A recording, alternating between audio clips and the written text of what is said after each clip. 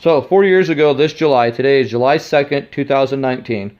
4 years ago, I did my Duracoat job on this rifle. What I Duracoated was the buffer tube and the upper handguard complete. Okay, the lower is actually Cerakoted. I ordered it Cerakoted that way. Now there's a little bit of difference, and I don't know if the camera's picking it up. It looks like it is, where you can see that this is kind of a matte finish and this is kind of a shine. I have about 4,000 rounds through this gun after the Duracoat. Now they're not all 223 or 5.56 rounds. I do have a 22 conversion that I put into this, and I shoot 22 out of this and then clean the heck out of it after I'm done. So I do shoot a lot of rounds through this, and I have taken it out and beaten it up and abused it. The wife does use it quite a bit when we go out and shoot it. She likes this just because of the weight. My daughter is starting to enjoy shooting this, especially when I put the 22 conversion in it. So it does get used a lot. Now I'll go over some of the things, how the Duracoat is actually holding up. For the most part, it's holding up very well. Duracoat claims that over time, the coating actually gets harder. It becomes harder to actually chip off or break. A few times I did have little wears or scratches. You can kind of see on the, I don't know if we can see it here, but I have a little black mark there on the corner of the ridge. Same there, same there. So I have 3 little marks right there. They're very, very hard to see. We'll flip the gun around. It has held up extremely well. I have a little mark right here. A little black mark that's come off there. I have a few down here by the angled foregrip. But for the most part, where all my coating is wearing off is right here on my shell deflector. And as you guys can see, it's wearing off to the coating that was underneath of it. It has held up extremely well. The buffer tube has a few little dings in it as well. A few little marks in it, wear marks. But for the most part, guys, after 4 years of running this gun, Duracoated upper, it has ran very well. Now guys, it's not going to be a very fair comparison because when I Duracoated this, I taped my inside off. I did not want to add any thickness to the inside of the gun. So I taped my upper off to where I didn't get any Duracoat down inside here. I did not know if it had a lubricity factor like Cerakote does or not. So I did not want my Duracoat down inside. So as you guys can see,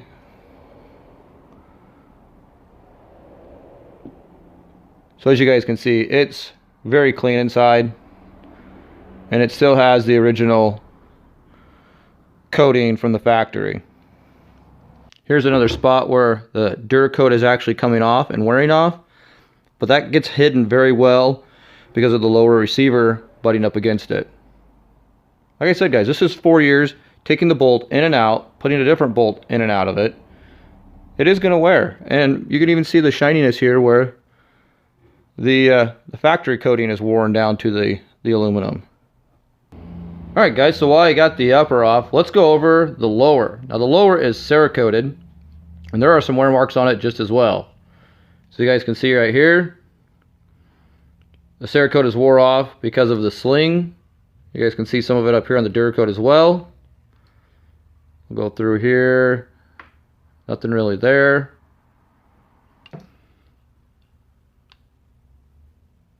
Here's the Cerakote on the other side.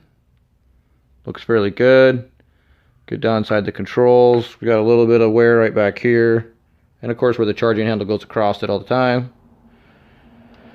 But the biggest wear we have on the Cerakote is down inside the mag well.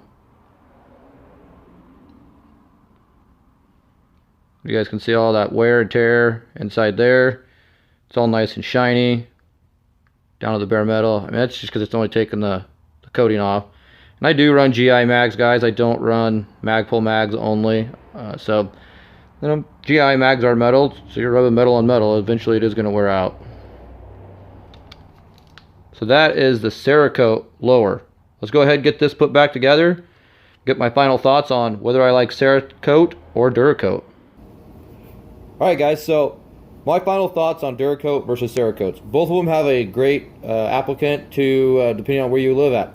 you may not have the ability to be able to go out and buy a sandblaster, buy an air compressor, that kind of stuff to be able to Cerakote. So Duracoat's a good alternative. The reason I did Duracoat over Cerakote the first time, or 4 years ago, was a simple fact that I didn't want to have the money tied up into tooling, to the air compressor, the paint gun, the sandblaster, the oven, that kind of stuff.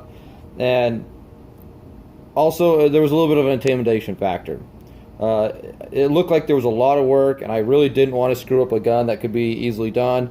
And I'd spray painted a few guns, so Duracoat looked a lot more like spray paint, but holds up a lot better than spray paint. So that's why I went with Duracoat.